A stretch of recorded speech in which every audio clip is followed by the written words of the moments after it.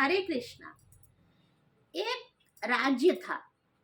उस राज्य में कोई स्थायी राजा नहीं थे।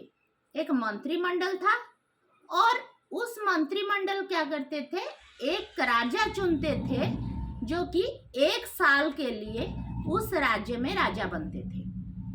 फिर 1 साल के बाद क्या होता था, उस राजा को लेकर पास में एक वीरान जगह था जहां पर पानी नहीं था, कोई खाद्य का व्यवस्था नहीं था, फल वगैरह का वृक्ष नहीं था, तो जंगल जैसा था, वीरान जंगल जैसा था, पहाड़ी था।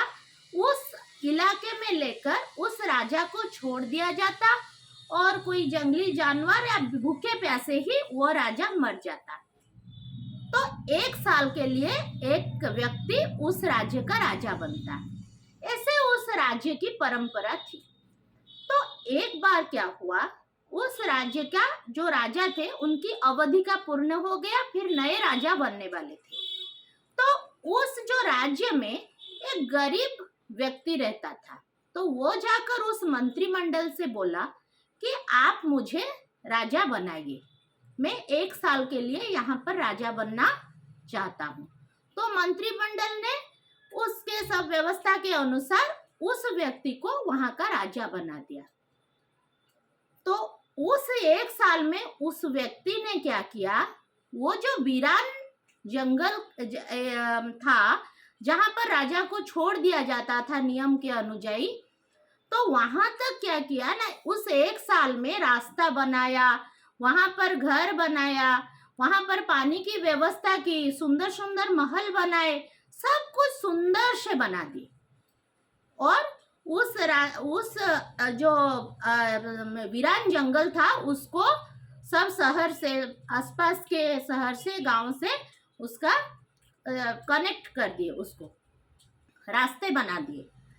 तो जब 1 साल खत्म हो गया तब राजा को जंगल में छोड़ने की बारी आई, लेकिन वहां और अभी जंगल नहीं था। वहां एक बहुत सुंदर महल वाला एक वो स्थान बन गया था जहां पर हर तरह की सुविधा थी। तो जब राजा ने बोला उन मंत्रियों से कि अभी मेरा समय पूरा हो गया है, मुझे अभी उस स्थान पे छोड़ दो, तो मंत्री सब बोले हाथ जोड़कर कि महाराज, हम आपके जैसे ही महाराज की हमें खोज थी, तो अब हम आपको नहीं छोड़ेंगे। जो एक भी अमूल्य समय को एक मुहूर्त भी बर्बाद न करके उसने काम पर लगाया, तो आप जैसी राजा ही हमें चाहिए और आप जैसे राजा को ढूंढने के लिए ही हमने ये विधि बनाई थी। तो दोस्तों, इससे हमें ये एक बहुत बड़ी शिक्षा हमें मिलती है कि हमारी जीवन भी उस राजा की तरह है।